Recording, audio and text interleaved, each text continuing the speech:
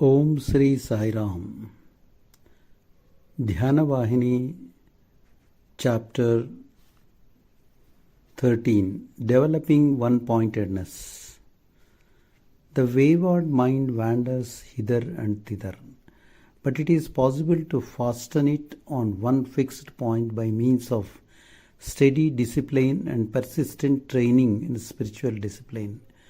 This condition is called one-pointedness, ekagrata. It is also referred to as single-mindedness, dharana. The uninterrupted flow of oil from one vessel to another is a fine symbol of the mental process called single-mindedness. For novices in spiritual practice, concentration appears to be very difficult to attain because after some progress is won, they don't usually keep up the practice. Instead, they give it up, even though they don't have peace of mind on days when they desist from spiritual practice. Concentration endows one with the divine joy, wisdom beyond measure, inner vision, insight into the deeper truths, clearer understanding, and unison with the Godhead. This science of spiritual discipline, sadhana, is more wonderful than the three words. Monkey meditation, harmful to spiritual progress. The mind plans and executes innumerable deeds and roams over vast expanses. All in the twinkling of an eye, it operates with unimaginable speed. It conceives an object and dallies with it a little, but it soon discards it for another more attractive object toward which it flees and about which it begins to worry. The spiritual aspirant has to be ever watchful of this tendency of the mind. When the mind flits from object to object, it must be brought back to the right path and the right object. That is the correct spiritual practice, the path of concentration and meditation. If, however, the aspirant does not struggle to achieve this one-pointedness, but leaves the mind to itself, following its vagaries from this to that and that to this, the process deserves to be called monkey meditation, Markata Dhyana, a type of meditation that is indeed very harmful to spiritual progress. Force the mind to be one-pointedness. In short, the chief purpose of concentration and meditation is to minimize the travels of the mind and force it to stay in one place. Holding it on that fixed stage, one should continue the spiritual practice for a long time. Then there is no limit to the peace and joy that one can have. For example, when you meditate on a table, your thoughts dwell on the wood, the size and measurements, the style, the mode of manufacture, etc. No other thought pertaining to anything else should be allowed. If the thought hovers round a court, the idea of a table becomes hazy, and the court is also imagined incompletely. Both get confused. The state of mind must be single-pointed. So too, when the Lord's form is meditated upon, the mind must dwell upon the form of each part and its beauty and splendor. And these ideas must be coordinated and combined into the complete picture. That is the modus operandi of meditation. Persistent performance of this meditation will result in the emergence of a particular form, contemplating on that form, looking at it and seeing it for days and days. Finally, a stage will be reached when the form will disappear and you will forget yourself. That is the superconscious samadhi stage. In that stage, if one feeling or ideation alone persists, it is called the superconscious state with education, savikalpa samadhi. If no feeling or thought persists, it becomes what Patanjali in the next text on Raja Yoga Raja Yoga Shastra designated as the end of ideation, bhavas nashana. While doing meditation, the mind should not be allowed to wander away from the target. Whenever it flies off at a tangent, it must be led back to the form meditated upon. Finally, if you so desire, all things can be subsumed in that form itself. Nevertheless, only one form has to be meditated upon in the beginning.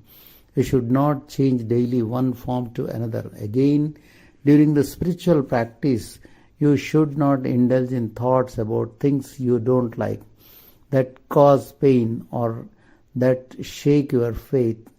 If any such peep in, learn gradually to welcome them as beneficial and seek to grasp the good in them instead of the bad. The inert mind reflects the intelligence. Of course, the mind is inert, jada. Just as when water, inert matter, begins to shine when it is placed in the sun, the inert mind borrows effulgence from the Atma and appears as if it has consciousness, Chaitanya. The intellect, buddhi, gets reflected in the mind. So it looks as if the mind is also intelligent. That is all. Its real nature is ignorance.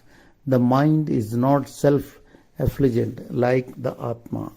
The mind's splendor is as the luminescence of insects in the rainy season. The Atma, however, is the sun of suns, the effulgence of effulgences, the supreme light, Param Jyoti, the self-effulgent, Swayam Jyoti, control the senses as well as the mind.